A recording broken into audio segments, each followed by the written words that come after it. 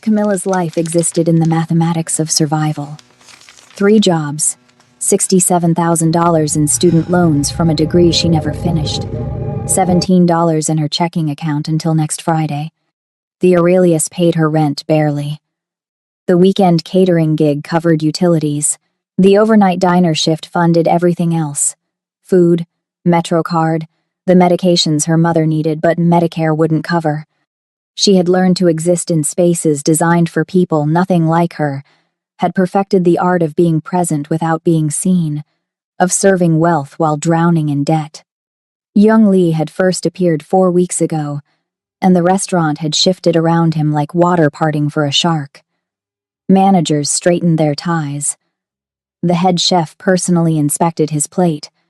Even the sommelier, a man who'd served presidents, moved with careful deference. Jung Lee sat at table 7 with his back to the wall, eyes tracking every entrance, every exit, every face. Min Ho, his bodyguard, stood nearby like controlled violence wrapped in expensive fabric. 4 visits. Same table, same order, same quiet intensity. A pattern so precise it felt like clockwork.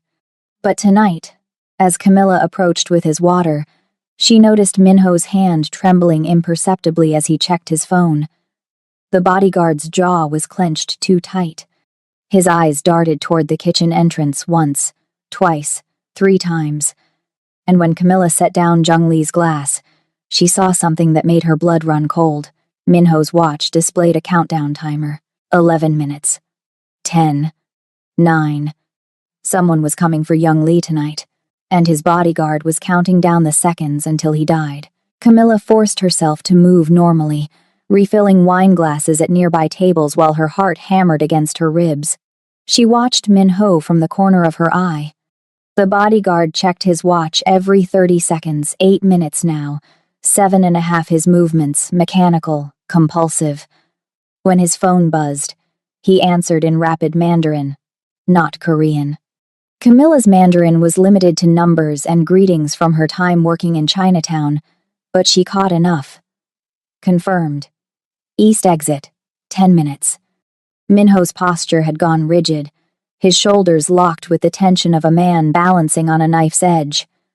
This wasn't vigilance. This was panic dressed as professionalism. Then she saw it. A Chinese man in an immaculate gray suit entered through the main entrance, scanning the room before his eyes locked on Min Ho. The bodyguard excused himself. Restroom break, he murmured to Jung Lee, and intercepted the stranger near the bar. The exchange lasted 15 seconds. The man in gray handed Min Ho a red envelope. Min Ho accepted it with the smooth, practiced ease of someone who'd rehearsed this moment 100 times. No surprise. No hesitation. Just a transaction that looked too perfect to be spontaneous. Camilla's instincts, honed from growing up in neighborhoods where you learned to read danger or died young, screamed a single truth. Young Lee's most trusted protector had just sold him out.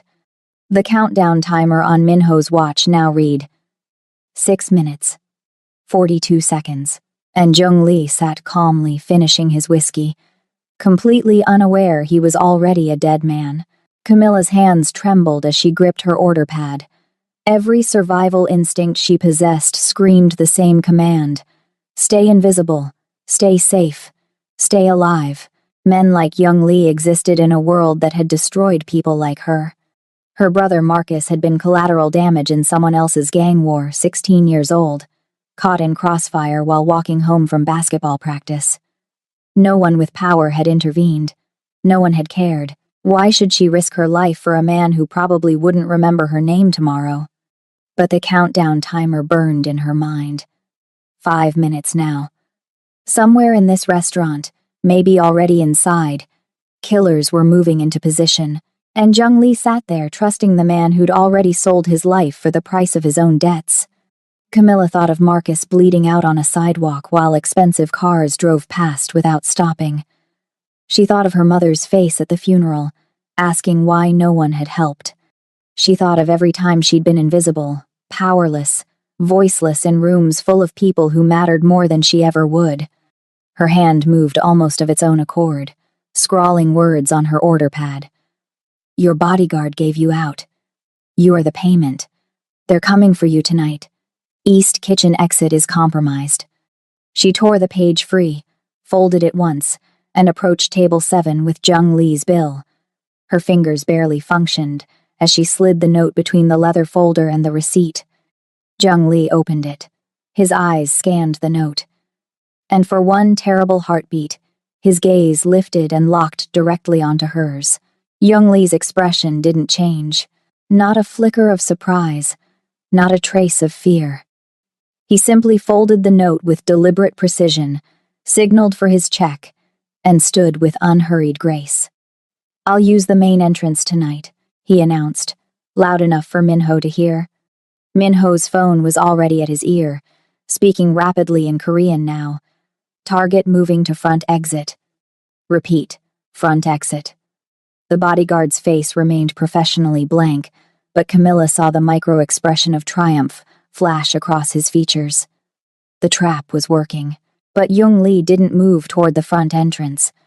Instead, he pivoted smoothly through the private dining room reserved for wedding parties, pushed through the kitchen's swinging doors as confused cooks scattered, and disappeared through the wine cellar, access a service route only senior staff knew existed, leading to a basement exit on an entirely different street. Minho's face transformed in an instant. The professional mask shattered, replaced by raw panic. He bolted after Jung Lee, shouting into his phone in Mandarin, "Wrong exit! Wrong exit! He knows!" But Jung Lee was already gone. Camilla's shift ended at 11. She walked to the subway with her head down, adrenaline still coursing through her veins. 3 blocks from the station, she noticed him, a man in a dark jacket, maintaining exactly 15 feet of distance. When she crossed the street, he crossed. When she stopped at a bodega, he waited outside. Her apartment was 12 blocks away, and she'd just painted a target on her own back. The man's phone buzzed. He answered, his eyes never leaving her. We found the girl who warned him. Camilla's apartment building had no security, no doormen, no cameras. She climbed 5 flights of stairs with her keys threaded between her fingers like makeshift claws, checking every shadow, every corner. Inside her studio, she locked the door, shoved her dresser against it, and sat on the floor with her back to the wall, trying to control her breathing. The man in the dark jacket knew where she lived. They all did now. Her phone rang at 2:47 a.m., unknown number. Camilla stared at it for 3 rings before answering, "Miss Mikkelsen." The woman's voice was smooth as silk wrapped around a blade. "My name is Seo Yeon. I work for Mr. Lee. He wanted me to inform you that he's alive because of your warning tonight."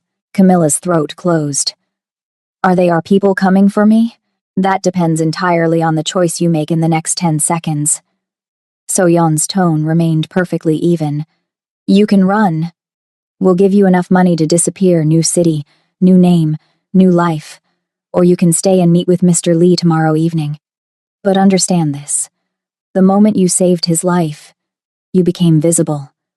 And in our world, visibility means you're either protected or you're prey. Choose now." Camilla thought of her mother, her job, her entire life contained within 15 blocks of the Bronx. She thought of the man who'd followed her home. "I'll meet him. Smart girl. 7 o'clock. I'll send you the address." The line went dead. The next evening, Camilla stood outside a tea house in Koreatown she'd walked past 1,000 times but never entered. Inside, Jung Lee sat alone in a private room where paper screens filtered soft light and the air smelled of jasmine and expensive tobacco. "Sit," he said, not looking up from pouring tea into 2 cups. Camilla sat. Her hands wouldn't stop shaking. "Minho worked for me for 12 years, Jung Lee began, his voice carrying the weight of a man who'd learned emotion was a luxury he couldn't afford. "He took a bullet for me in Seoul. He knew every safe house, every contact, every weakness I possessed. And 6 months ago, the Chinese triads discovered his gambling addiction. $3.2 million in debt to their loan sharks." He finally met her eyes. "They didn't kill him. They offered him something more valuable than his life. They offered him freedom from his debt. All he had to do was deliver me. Not information, Miss Mickelson. Me. Alive. To be used as leverage against my entire organization. Young Lee slid a jade pendant across the table. Min-ho chose to make me currency. You chose to make yourself a target. The question now is, what happens next? Outside, Camilla heard car doors slamming, multiple voices speaking rapid Mandarin, and she realized with dawning horror that the tea house was surrounded. Young Lee didn't flinch at the sounds outside. The triads want to finish what Min-ho started, he said calmly, pouring tea as if armed men weren't surrounding the building. They're angry that I escaped. Angrier still that a server disrupted their multi-million-dollar operation. They want both of us dead. Camilla's pulse hammered in her ears. Then why are we sitting here? Because I'm offering you a choice, Miss Mickelson. And I don't make offers twice. Jung Lee pushed the jade pendant closer. This pendant bears my family crest. In the world I operate in, it means you're under my protection. Untouchable. But protection comes with expectations. You saved my life through observation and courage, qualities I value more than loyalty purchased with money. Work for me. Move between worlds I cannot access. Gather intelligence in spaces where men like me draw too much attention. Or, Camilla's voice barely functioned. Or I give you $200,000, a new identity, and a one-way ticket to any city in America. You disappear tonight. Live quietly. Live safely. But live knowing you'll always be looking over your shoulder, wondering if they're still searching. Outside, footsteps approached the tea house entrance. Seo Yun's voice cut through the night in sharp Mandarin. Back away. Unless you want a war you cannot win. Young Lee's eyes never left Camilla's face. The pendant or the money. Protection or obscurity. Choose now. Camilla's hand closed around the jade. It was warm, as if it had been waiting for her. I choose this. Something shifted in Jung Lee's expression, respect, perhaps, or recognition. Then you're mine now, and I protect what's mine. He stood, buttoning his suit jacket. Let's introduce you to the world. The moment Camilla stepped outside wearing the pendant, everything changed. The triad enforcers froze mid-advance. One of them made a phone call, spoke urgently, then retreated. Just retreated. On the walk back to her apartment, a police officer who would have normally stopped and questioned a black woman in this neighborhood at night instead nodded with unmistakable deference. Street dealers who usually called out to pedestrians went silent and stepped aside. The bodega owner who'd always watched her with suspicion suddenly smiled. Miss Mickelson, can I get you anything? On the house. By the time Camilla reached her building, she understood. The jade pendant hadn't just marked her as protected. It had transformed her into someone powerful people recognized and feared. Her phone buzzed. A text from Seo Yun. Tomorrow, 6 a.m. Your training begins. Don't be late. And Miss Mickelson, pack a bag. You're not coming back here. The second text arrived seconds later. Min-ho's body was found in the Hudson an hour ago. The triads left him there as a message. This is the world you've just entered. There's no going back now. Jung Lee's penthouse occupied the entire 53rd floor of a building overlooking Central Park. Floor-to-ceiling windows framed Manhattan like a kingdom waiting to be claimed. Camilla stood on the rooftop terrace at dawn, the city spreading beneath her in every direction, and felt simultaneously insignificant and impossibly powerful. Beautiful, isn't it? Jung Lee joined her, 2 cups of coffee in hand. Most people see a city. I see a chessboard. Camilla accepted the coffee, her fingers still adjusting to the weight of the jade pendant against her collarbone. What am I in this game? A pawn? Pawns are predictable. You're something far more valuable, you're unexpected. Jung Lee leaned against the railing, his posture relaxed but his eyes sharp. I'm offering you a formal position, Miss Mickelson. Intelligence operative. You'll move through spaces I cannot enter. Charity galas, art galleries, luxury hotels, political fundraisers, places where black women in service uniforms are invisible. You'll listen, observe, report. You'll be my eyes in rooms that close their doors to men like me. And what does this cost me? Camilla's voice was steady, but her heart raced. Not money. What does it really cost? Jung Lee studied her with something approaching approval. Honesty. Good. Most people are afraid to ask that question. He set down his coffee. You'll gain power, real power. Protection. Resources. Influence. But you'll lose the luxury of being underestimated. Right now, people look at you and see a server, a victim, someone they can ignore. Once you become mine, they'll see a weapon. They'll watch your every move. They'll test you, constantly, and if you fail, if you show weakness, they won't just destroy you, they'll use you against me. I'm not afraid of hard work. This isn't work, Miss Mikhailson. This is war conducted with smiles and handshakes instead of bullets. One wrong word, one misread situation, and people die. His expression hardened. Are you prepared to carry that weight? Camilla thought of Minho's body in the Hudson, of the triads surrounding the tea house, of every moment in her life when she'd been powerless, voiceless, invisible. I'm prepared to become someone who makes the choices instead of living with everyone else's consequences. Then we have an agreement. Jung Lee extended his hand. Camilla shook it. The moment their hands touched, her phone exploded with alerts.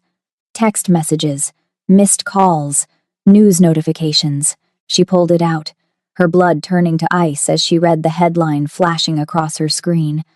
Aurelius restaurant fire. 7 dead. Dozens injured. Arson suspected. Jung Lee's phone rang. He answered, listened, his face darkening. When? A pause. I see. He ended the call and turned to Camilla. The triads just burned down your restaurant. Everyone who worked your shift last night is dead. They're sending a message. Anyone who helps me dies. Camilla's hands trembled. Her co-workers, Maria, who always split tips fairly, David, who joked about his bad knees, Sarah, who was saving for nursing school, all gone. They think you died in that fire, Jung Lee continued, his voice like granite. We can let them believe that, or you can help me make them pay. But if you choose revenge, Miss Mikhailson, there's no mercy, no halfway. You become exactly what they fear most. The training compound existed off every map, 2 hours north of the city in a facility that looked abandoned from the outside. Inside, it was a factory designed to break people and rebuild them into weapons. Camilla's first instructor was Marcus Chen, former Delta Force, who put her on the ground in 3 seconds during their initial sparring session. You fight like someone who's never had to win, he said, offering no hand up. In 6 weeks, you'll fight like someone who refuses to lose. Day 1. Camilla couldn't complete 10 push-ups. Week 3. She sparred for 20 minutes straight, her body moving with precision she never knew she possessed. Marcus stopped pulling his punches after week 4. If I go easy on you, the first real fight will kill you, he explained, while she spat blood into a sink. The observation drills were psychological torture. Seo Yun would walk Camilla through crowded spaces, train stations, shopping centers, restaurants, then quiz her hours later. The man in the gray coat. Wedding ring? Left hand. Gold band. Wore it loose, probably lost weight recently. The woman with the Gucci bag. Real or fake? Fake. Hardware was wrong. She knew it too, kept the logo turned away from crowds. Weapons training began week 2. Camilla learned to field strip a Glock blindfolded, to shoot center mass from 30 feet, to recognize the weight difference between a loaded and empty magazine by feel alone. She learned that killing someone wasn't about anger, it was about making a decision and following through without hesitation. Strategic thinking exercises happened over dinner, Jung Lee presenting real scenarios. A rival family offers an alliance. They're lying. How do you prove it without starting a war? Camilla learned to think 3 moves ahead, to see the chessboard instead of just the pieces. Seo-yeon had been skeptical at first, watching Camilla's early training sessions with barely concealed doubt. She's soft, she told Jung Lee within Camilla's earshot. She'll break. But by week 4, after Camilla disarmed an instructor twice her size and negotiated a practice scenario that impressed even Jung Lee, So-yeon's opinion shifted. She doesn't fight like us, Seo-yeon admitted during a late-night training review. She fights smarter. She sees angles we miss because we're too busy thinking about dominance. She thinks about survival. Week 6. Final evaluation. Camilla walked into an ambush scenario, 3 armed opponents in a warehouse, her weapon hidden, 60 seconds to survive. She used shadows, noise, psychology, turned them against each other. When the exercise ended, all 3 instructors were dead, and Camilla stood in the center, breathing hard but unharmed. Jung Lee watched from the observation deck. She's ready. That night, Camilla received a text from an unknown number. Your first assignment. Tomorrow night. The Plaza Hotel. Chinese Triad leadership is meeting with someone from Jung Lee's organization. We don't know who. Find the traitor. You have 4 hours. The second text arrived immediately after. If you fail, they'll kill Jung Lee. And this time, no one will warn him. The Plaza Hotel's private function room glittered with wealth and violence masquerading as civility. Camilla entered wearing a designer dress that cost more than her former yearly salary, the jade pendant visible against her skin, a declaration of protection and a target simultaneously. She'd studied the guest list for hours. Jung Lee's inner circle, 8 people, the Triad delegation, 5. Somewhere in this room, one of Jung Lee's most trusted had sold him out, again. She moved through conversations with practiced ease, her training transforming every interaction into intelligence gathering. The Triad underboss, Wei Chen, watched her with predatory interest. You're Jung Lee's new acquisition, he said, not bothering with pleasantries. The server girl who got lucky. Luck implies chance, Camilla replied, meeting his gaze without flinching. I made a choice. There's a difference. Wei Chen smiled without warmth. Choices have consequences in our world, Miss Mikkelsen. Min Ho made a choice. The Aurelius staff made choices by helping Jung Lee. We taught them all about consequences. Camilla's blood went cold, but her expression remained neutral. Burning down a restaurant full of innocent people. Very brave. Survival isn't about bravery. It's about sending messages others can't ignore. Wei Chen leaned closer. So what message are you here to send tonight? Before Camilla could respond, she noticed it a micro-gesture she'd been trained to recognize. Across the room, James Park, Jung Lee's logistics coordinator, touched his left earlobe twice while making eye contact with Wei Chen's bodyguard. The same signal Min Ho had used before receiving the red envelope. I'm here to observe, Camilla said carefully, her mind racing. To learn how real power operates. And what have you learned? That loyalty is currency. And some people spend it cheaper than others. She watched James Park excuse himself, heading toward the private restrooms. Excuse me, Camilla followed at a distance. In the corridor, she heard James speaking rapid Mandarin into his phone. Tonight. The shipment arrives at Pier 47 at midnight. Jung Lee will be there personally. Yes, I'm certain. She'd found the traitor.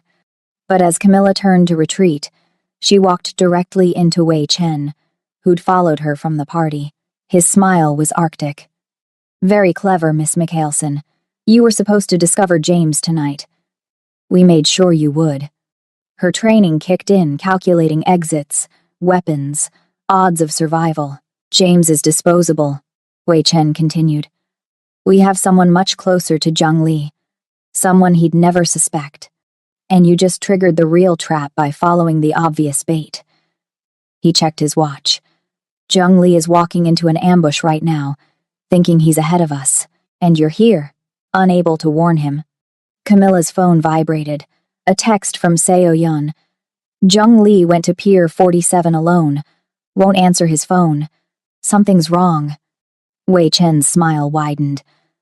The question is, Miss McHaleson, can you get to him before the bullets do? Or will you watch another man die because you weren't fast enough?